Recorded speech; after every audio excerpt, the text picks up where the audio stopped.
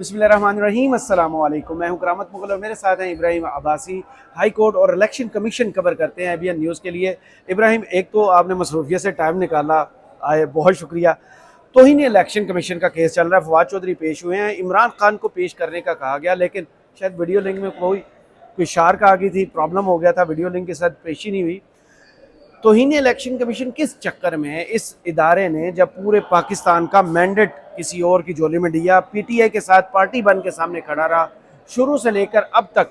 इसका 3 अप्रैल से कंडक्ट देख रहे चीफ इलेक्शन कमीशन को आज तक, जिस इदारे ने पूरे पाकिस्तान की तौहीन की है, वहाँ तौहीनी अदालत का केस, कितना कॉन्फिडेंस चाहिए ऐसा केस सुनने के लिए? बहुत बहुत शुक्रिया। देखें करामत भाई, आप और दूसरा, क्या उनको पता है कि आज अमेरिका ने उनकी क्या बेइज्जती फरमाई है? वहाँ की कांग्रेस ने 368 वोट देकर उनके मुंह पर इतना जोरदार तमाचा मारा है कि ये 2 इदारे, इलेक्शन कमीशन और सुप्रीम कोर्ट, जिन्होंने बल्ला छीना था, पाकिस्तान के लोगों का मैंडेट छीना था, उनके साथ ऐसा सलूक क्या किया उन्होंने? बहुत बहुत शुक्रिया करामत साहब। देखें, पहले जो आप बात कर रहे हैं ना, तो तौहीने पाकिस्तान के अवाम की, वो मैं तौहीन इसको सिर्फ पाकिस्तान की अवाम की नहीं कहूँगा। आपको याद होगा कि ये आइन की खिलाफ वर्जी की, आइन तोड़ा इन लोगों ने, इनके ऊपर तो आर्टिकल 6 भी लगना चाहिए। आपको याद होगा, जब हुकूमत पीटीआई की आएगी तब हो सकता है ना, इस वाली हुकूमत में तो हो नहीं सकता। नहीं, कानूनी अगर आप बात करें, कानून तो खैर इलेक्शन कमीशन साहब के उनके करीब से भी नहीं गुजरा। दूसरी बात मैं आपको बताऊं, देखें, आपको याद होगा कई, एक मौका नहीं है, कई ऐसे मौके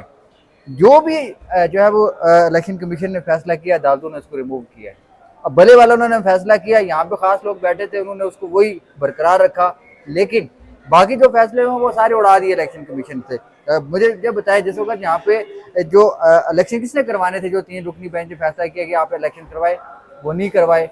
तो इन्हें इलेक्शन कमीशन, तो इन्हें अदालत अलग से हुई और जो है वो आइन शिकनी अलग से हुई। इस्लामाबाद में बलदियाती इंतखाबात करवाने का कहा गया। इस्लामाबाद हाई कोर्ट के 2 डिवीजन बेंच ने और बाकी कुल मिला के 3-4 जजेस ने वक्फे से फैसले दिए कि आप ये करवाएं, रिपोर्ट ला के दें।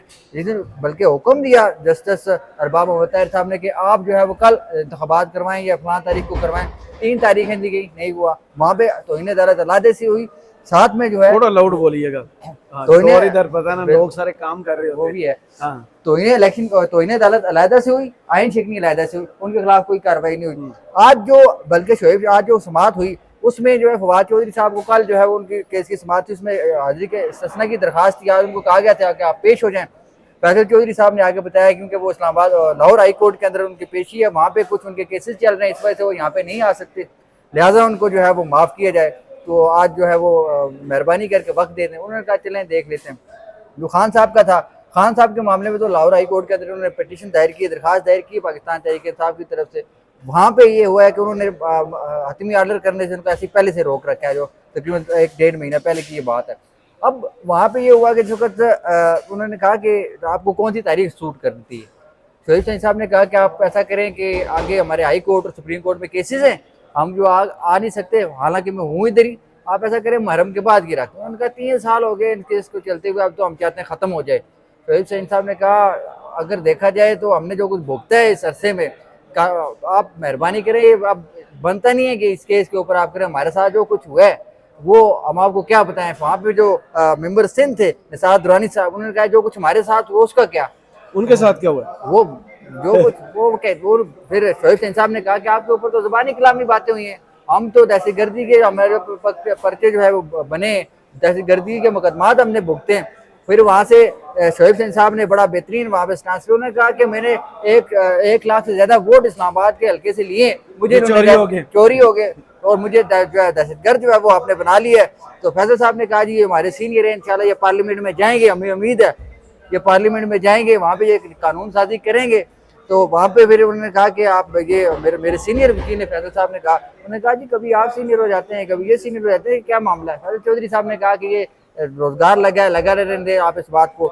वहाँ पे शोएब सईद साहब ने ये बात बोली इलेक्शन कमीशन को, हम ना चाहते हैं कि इसको डिले किया जाए, हम ये चाहते हैं, या फिर आप जो, हम ये नहीं चाहते कि इसका जो है वो जो ऑर्डर दिया जाए और इमरान खान साहब को जो है वो यहाँ पे पेश किया जाए या फिर जेल ट्रायल किया जाए, लेकिन हमें इसका फैसला चाहिए। सही, बिल्कुल, क्योंकि शोएब सईद साहब को ये पता है कि फैसला ये मखसूस मकसद के लिए इस्तेमाल होगा इलेक्शन कमीशन, ये चीज़ सबको मालूम है। तैयारी कर रहे हैं ना मजीद केसेस बनाने की, सजाएं सुनाने की। तो इस वजह से जो है शोएब सईद साहब ने कहा कि आप या तो प्रोडक्शन ऑर्डर जारी करें वो नहीं कर सकते, वीडियो लिंक के जरिए पेश करें।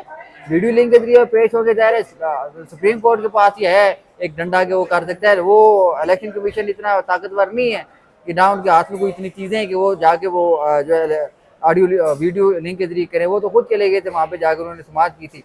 तो वो फिर वहां से ये मामला अब जो है वो उन्होंने कहा या फिर आप जेल में जाके ट्रायल करें, लेकिन इस केस का जो है फैसला करें। तो उसके बाद जो है उन्होंने कहा जी चलें, ये दोनों जो केसेस हैं हम इनको 11 जुलाई तक जो है मुलतवी करते हैं। अब 11 जुलाई को देखते हैं कि क्या इलेक्शन कमीशन करता है। क्योंकि ये देखें, मेरी बात सुने करामत साहब, मैं सुन रहा हूँ सर, लोग भी सुन रहे हैं। देखें इलेक्शन कमीशन ना, अब ये मैं खुद हैरान हुआ था जब मुझे पहली दफा पता चला तो इन्हें इलेक्शन कमीशन भी कोई एक चीज है जी, ये भी कानून में गुंजाइश मौजूद है। गुंजाइश मौजूद है, एक किस्म की मुकद्दस गाय बन गई है यहाँ पे। हाँ। आप एक जो आप सिपाही जो शहीद होता है उसके खिलाफ लोग हजारों बातें करते हैं, उसके ऊपर कभी तो नहीं लगती। उसने जान दी होती है, 35-30 हजार के पीछे बुनियादी तौर पर अगर उसूलन बात करें वो जान दे देता है। नहीं ये ना कहे कौम से मोहब्बत वतन से मोहब्बत होती है, इसको आप छोड़ दें, आपकी मेहरबानी। जनरल आप हमें चाहिए। जी वो बात तो है, लेकिन जनरल में एक बात करूं, इलेक्शन कमीशन को यहाँ पे जो है वो तमुल मजाजी का मुजाहरा करना चाहिए। क्योंकि जो कुछ पाकिस्तान तहरीक इंसाफ से अगर हुआ है, वो अपने मैनिफेस्टो को देखते हैं कि वो इदारा है किस वजह से, आज़ादाना, मुनसिफाना, गैर जानकाराना, ये इंतखाबात उन्हें कराने, बिल्कुल, क्या वो कर पाई? वो तो मैं कहता हूँ इलेक्शन ही नहीं करवा पाई। ये तीनों चीजें तो अलग की बात है। नहीं, जो बेसिक चीजें तीन ही है ना, उन पे नहीं वो पूरे उतरते।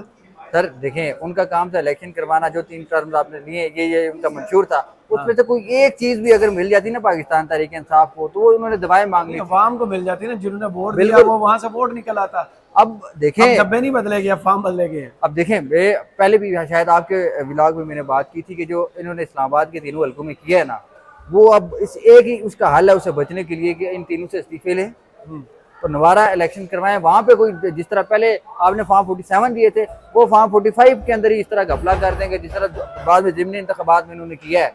अब इलेक्शन कमीशन की देखें, ये डफर जो होते हैं ना, डफर वो एक वही काम करते हैं जो पहले उन्होंने किया होता है। इलेक्शन कमीशन देखें, इलेक्शन कमीशन ने अगर एक गलती की थी, अब कोई चीटर है, आप मैं अगर पकड़ा गया हूँ कहीं स्कूल क्लास के अंदर या कि पेपर के अंदर चीटिंग करते हो, मुझे तो इतना अकल है कि पिछली दफा मैं इस तरीके से पकड़ा गया था, ये काम मैंने नहीं करना, मैं नया तरीका निकाल लूँ।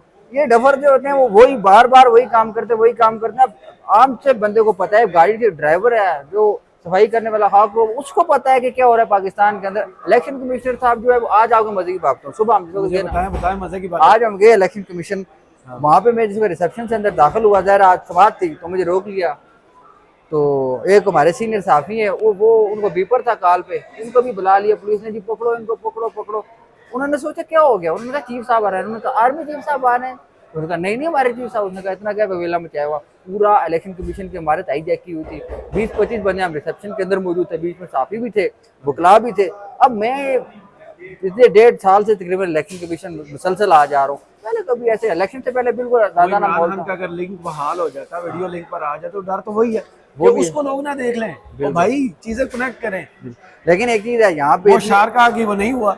अब देखें, इन्होंने पिछली दफा कहा जी कि कुछ भी नहीं हो सकता, तस्वीर आ गई। दूसरी दफा इतनी सख्त सिक्योरिटी, वो ऑडियो आई उसने ज्यादा मंजी ठोकी इनकी। हाँ। उसने ज्यादा नुकसान पहुंचाया। 16 मिनट की ऑडियो आ जाए, चीजें थोड़ी रुकती हैं। दूसरा, थोड़ा सा साथ जाए हाई कोर्ट की बिल्डिंग, जरताज गुल साहबा का केस, फिर इस्लामाबाद में जलसे वाला केस, उमर न्याजी साहब, बड़े इंतहाई अहम केस थे। जरताज और शीरी मजारी साहबा वाला भी केस था। इन सब मुकदमात में थोड़ा थोड़ा बता दीजिए, क्योंकि ये मुझे लगता है कि अब बुलेटिन शुरू हो जाएगा, तजिया उसके बाद कर लेते हैं। जी भाई देखें, जो ताजगुल वाला केस था उसके अंदर ये था कि उनका नाम ईसीएल में था, या जो दूसरे 3-4 अब मुझे समझ नहीं आती हुकूमत ने कितनी लिस्टें बनाई हुई हैं, कुछ सूबों की अलग बनी हुई है। हाँ। ईसीएल लग गया, पीसीएल लग गया, कोई अजीब व गरीब है। तो उन्होंने कहा जी कि आप ये बताएंगे इनके किस मुकदमे में, इनकी जो वजह से जो आपने नाम डाला। वहाँ वजारत दाखिला ने बताया जी 2 मुकदमात हैं, दोनों के अंदर जो उनके वकील वहाँ पे बोले कि दोनों में जमानत हो गई है। फिर उन्होंने जहांगीरी साहब फॉर्म भी आया, उन्होंने कहा ये कैसे हो गया, मेरे पास इस वक्त तक किसी दहशतगर्द का जो है वो मुकदमा नहीं आया। हाँ, ये सारे सियासतदान है, आप मुझे ये बताएं। उन्होंने कहा कि मैं आईजी से पूछूंगा। मुमकिन है कि जब वो अपना रिटर्न ऑर्डर दें उसके अंदर वो आईजी को पूछें, उनसे रिपोर्ट लें कि मुझे ये बताएं। जो भी सियासतदान जो है वो, उन्होंने एक बड़ा अच्छी बात की, किसी पार्टी का नाम नहीं लिया, उन्होंने सियासतदान की बात की। हुआ यही है बेसिकली, क्योंकि सियासतदानों के नाम ही डाले जाते हैं ना। बिल्कुल। फिर उन्होंने कहा कि इस्लामाबाद के अंदर जो भी सियासतदान जलसा करता है, जुलूस करता है, रैली करता है, उसके ऊपर आप दहशतगर्दी का पर्चा निकाल बनाते हैं और साथ में उसको आप जो है वो ईसीएल में नाम डाल देते हैं। ये कहाँ का इंसाफ है?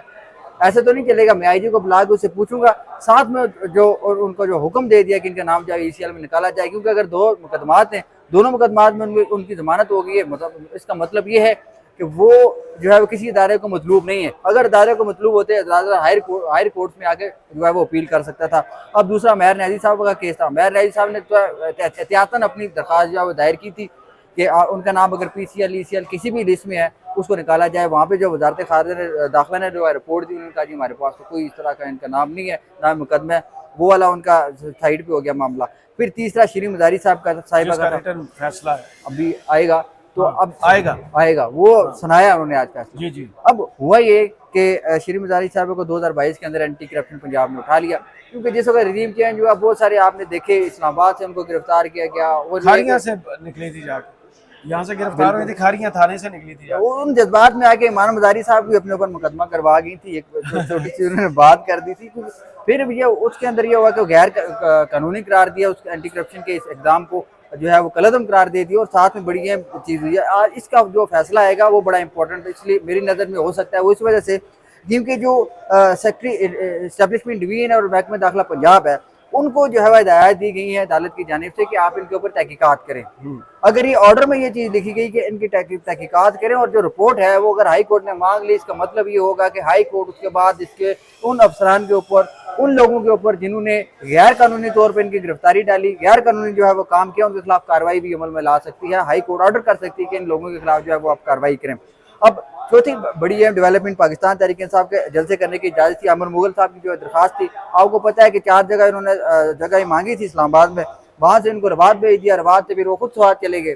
उसके खिलाफ अमर मुगल साहब बाद में उन्होंने बताया था ना DH है भाई, वो क्रीज कोई और ना बन जाए, बिल्कुल वो भी है, लेकिन एहतियात जो है वो उन्होंने की। तो उसके ऊपर जो है वो जस्टिस बाबर सत्तार साहब ने आज केस की समाअत की। उन्होंने बड़े इंपॉर्टेंट रिमार्क किए। DC साहब को कहा कि आप जब से तैनात हुए मुझे आप बताएं आपने कितने लोगों को या कितनी सियासी जमातों को इजाज़त दी है और कहाँ कहाँ इजाज़त दी है और कब कब आपने इजाज़त दी है इस्लामाबाद के अंदर जलसा करने की। ये रिपोर्ट DC इस्लामाबाद से मांगी गई है। साथ में शोएब सैन साहब को कहा गया है कि आप फैक्ट्स लेके अगली दफ़ा जब भी आप अदालत के अंदर पेश हों, फैक्ट्स लेके जो है अदालत के अंदर पेश हों। और आखिर में उन्होंने ये कहा कि दोनों जो फ्रीकेन हैं ये मामला जो है वो आप दोनों मिल बैठ के हल करें, फिर आगे आप अदालत को बताएं। अब इसका ऑर्डर आएगा, ऑर्डर के अंदर जो है वो इसकी जो कब तक समाअत मुलतवी की गई है उसके हवाले से बाकायदा तारीख का बताया जाएगा। कल प्रेसिडेंट सेट किया जाता है हाई कोर्ट की तरफ से कि एक मुकदमा एक FIR।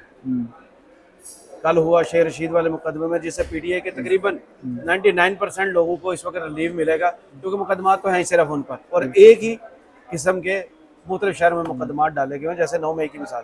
दूसरा, जरताज गोल वाले केस में जो आज रिमार्क सामने आए हैं ECL में नाम निकालने के लिए, कितना बड़ा ये रास्ता अब खुल रहा है PTI के लोगों के लिए जो मुल्क से बाहर जाना चाहते हैं, जो उम्रा करना जाना चाहते हैं, या जिनकी फैमिलीज कुछ बाहर बच्चे हैं, वो उनके लिए। देखें, जस्टिस तारिक महमूद जहांगीरी सिर्फ फैसले नहीं देते, ये मेरी बात आप याद में मैंने इसीलिए एक स्टोरी चुनी है, आपने 4 बताई है, मैंने एक चुनी। वो प्रेसिडेंट सेट करना चाहते हैं, क्योंकि कल केस की समाअत हो रही थी जिसके अंदर एक पुलिस की तरफ से छापा मारा गया था किसी होटल के अंदर, वहाँ पे कोई बरहना हालत में लड़की लड़कों को पकड़ा गया था। तो उसके अंदर उन्होंने कहा था कि इसके अंदर FIR नहीं होती, इसके उन सेक्शन 496 इस तरह का कुछ जिक्र किया था, मैं भूल गया हूँ, वो जो है वो उसके ऊपर FIR नहीं होती, आपने इसके ऊपर कार्रवाई करनी होती है। उन्होंने अपनी जजमेंट का हवाला दिया कि फलां जजमेंट है। अब इससे 2-3 चीज़ें जाहिर होती हैं, इससे चीज़ें जाहिर हो रही हैं, क्योंकि कल वाला शेख रशीद साहब वाला फैसला जो था, आज वाला जो फैसला आएगा जरताज गुल वाला, उसके अंदर ये चीज़ देखी जाएगी कि जो सियासतदान है उनके ऊपर किस बुनियाद के ऊपर जो है उनका नाम ECL में डाला जाता है जलसे जुलूस करने की सूरत में। किसी दहशतगर्द का नाम, उन्होंने कहा किसी दहशतगर्द का नाम इसमें ECL में नहीं डाला गया। उसकी वजह क्या है? देखें, जस्टिस तारिक महमूद जहांगीरी क्रिमिनल के अपने दौर में बहुत अच्छे वकील रहे हैं। आज बल्कि उन्होंने एक प्रोसिक्यूटर को जो है उसकी सरजनश भी की। उन्होंने कहा कि मैं खुद प्रोसिक्यूटर रहा हूँ, मुझे पता है किस तरीके से कानून चलता जो है वो अदालत की कार्रवाई लेके जाती है। एक रजिस्टर होता है, उसके अंदर आपने लिखा होता है कि मैंने फलां जो है केस है मेरे पास, उसके फलां जजमेंट के मेरे पास रेफरेंसेस है, मैंने वो देने।